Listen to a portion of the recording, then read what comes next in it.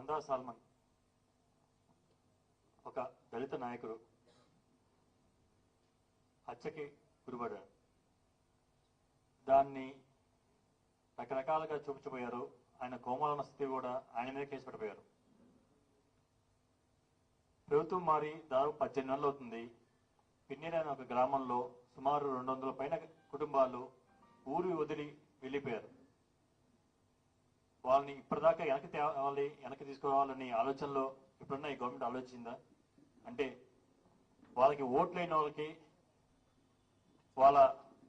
వాళ్ళకి సపోర్ట్ చేయని వాళ్ళకి అంటే ఈ గవర్నమెంట్ ఏం చేయదనేగా వాళ్ళని సపరేట్గా చూస్తుందనే ఉద్దేశం. అసలు మరీ పరిస్థితి ఎట్లుందంటే ఆ ఊళ్ళో నుంచి వెళ్ళిపోయి 18 నెలలు బయట ఉంటున్న వాళ్ళకి పరిస్థితి ఎక్కడెక్కడికో వెళ్ళి కూలి పనులు, బయటికి వెళ్ళి సిటీస్కి వెళ్ళి టౌన్స్కి వెళ్ళి వాచ్మెన్లుగా పనిచేసుకుంటూ ఇల్లు వదిలిపెట్టి వాళ్ళ పంటలు వదిలిపెట్టి ఘోరంగా బతుకుతున్నారు. పొరపాటున అక్కడికి వెళ్ళిన వాళ్ళకి ఏమైనా అయితే మొన్న పాపాపేట నుంచి ఒక చెప్పారు. ఆ ఊర్లో పిన్నెల నుంచి వెళ్ళిపోయి అక్కడ బతుకుతున్న ఒక అతనికి సడన్గా ఇబ్బంది అయ్యి మరణిస్తే అతన్ని మళ్ళీ వెనక్కి ఊళ్ళోకి తీసుకెళ్ళడానికి అనుమతించలేదు. అంటే అతని అంత్యక్రియలు చేయడానికి కూడా ఊళ్ళోకి రానివ్వలేదు. దానికి గవర్నమెంట్ ని పైన పోలీసులను సపోర్ట్ అడిగితే దానికి కూడా మీకు ఖర్చు అయితే ఇంత పెట్టుకోగలరా అని అడిగారంట. చివరికి అతని అంత్యక్రియలు మళ్ళీ అక్కడ పాపకాలంలో చేశారు. అది అక్కడున్న జనాల పరిస్థితి. మన దేశంలో ఎప్పుడైనా సరే అందరూ చూసేది అన్ని మతాలు ఉన్నాయి, అన్ని కులాలు, ఏ మతంలో ఏ జరిగినా ఒక క్రిస్టియన్స్ చూడండి, వాళ్ళ క్రిస్టియన్స్ వాళ్ళతో పాటు మనం వాళ్ళతో పాటు షేర్ చేసుకుంటాం. ముస్లిమ్స్ అంటే వాళ్ళ పండుగలకి మనం అటెండ్ అవుతుంటాం, అలానే మన పండుగలకి అందరూ అటెండ్ అవుతుంటారు.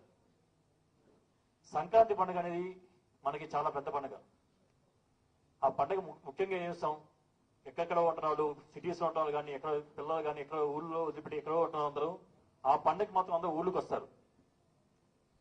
అది ఆ సంక్రాంతి పండుగకి ఉన్న స్పెషాలిటీ. కానీ ఏదైనా మనం ఫీల్ అయ్యేది సంక్రాంతి పండుగ రోజు అందరూ మన పుట్టింటికి కానీ, పుట్టిన ఊరికి కానీ, లేదా మన అనుకున్న ఊరికి మనం వెళ్ళిపోతాం. అందరూ అక్కడ అందరిని కలిసి టైం స్పెండ్ చేస్తాం. అట్లాంటి పండుగ టైంలో, సంక్రాంతి పండుగ టైంలో వాళ్ళ ఇంట్లో వాళ్ళకి బాగలేదని కేవలం వాళ్ళ ఆరోగ్యపరంగా ఇబ్బందిగా ఉందని చూసుకోవడానికి 18 నెలల తర్వాత ఇంటికి వచ్చిన వ్యక్తిని రాళ్లతో కొట్టి చంపేయడం, దాన్ని మళ్ళీ పోలీసులు సపోర్ట్ చేయటం, ఇది హత్య కాదు తోపులాట ఇవ్వడం, ఒక పర్సనల్ గొడవలు అంటాం, లేదా దానికి ముందు కోపం ఉన్న పరిస్థితి టైంలో కూడా లేదు ఇతని మీద కేసు పెట్టడం. ఇది ఎంత గవర్నమెంట్ ఏం చేస్తుంది అసలు? అంటే పోలీస్ డిపార్ట్మెంట్ ఎలా వాడుకుంటుందో చూడండి. ఖచ్చితంగా దీనికి రెస్పాన్సిబిలిటీ తీసుకోవాల్సింది అక్కడ సిఐ గారు, ఎస్ఐ గారు. వాళ్ళ మీద యాక్షన్ తప్పనిసరిగా తీసుకోవాలి. ఇది ఖచ్చితంగా ప్రభుత్వ హత్య కిందే చూడాల్సి వస్తుంది. ఇది అక్కడ కొచ్చోడే కాదు.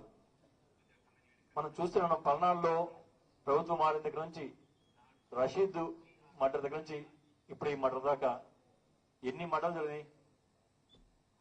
నసరాట కోర్టు ముందు జరిగింది, మార్చల్లో జంట మర్డర్లు 2 జరిగినాయి, సత్యంపల్లిలో జరిగింది, షాప్లోకి వెళ్ళి వాళ్ళని చంపడం జరిగింది సత్యంపల్లిలో కూడా.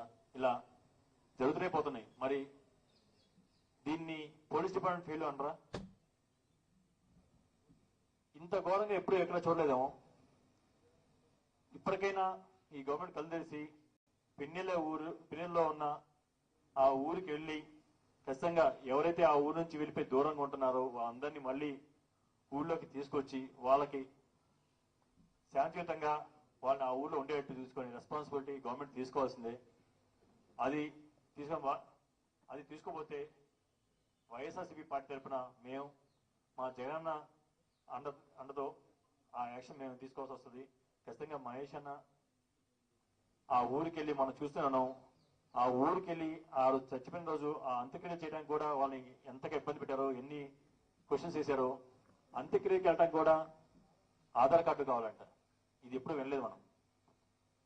ఇప్పుడు ఉన్న పరిస్థితుల్లో ఎంత ఘోరంగా ఉందంటే ఎక్కడికైనా ప్రోగ్రాంకి వెళ్ళాలంటే మన ఆధార్ కార్డు తీసుకెళ్ళాలి. చివరికి మన కుటుంబ సభ్యులను చెప్పినా కూడా ఆధార్ కార్డు చూపించడనే పరిస్థితికి వచ్చింది. అంటే మనం ఇండియాలో ఉంటున్నాం, అంటే అదే అది పాకిస్తాన్ బోర్డర్ తెలియట్లేదు. ఖచ్చితంగా ఈరోజు సల్మాన్ గారి ఇంటికి వెళ్ళి వాళ్ళని ఓదార్చి ఖచ్చితంగా వాళ్ళ కుటుంబానికి మా పార్టీ తరఫున మేమందరం జగన్తో పాటు అందరం వాళ్ళ కుటుంబానికి తోడుకుంటామని అందరికీ తెలుసుకుంటూ సెలవు తీసుకున్నాం. Thank you.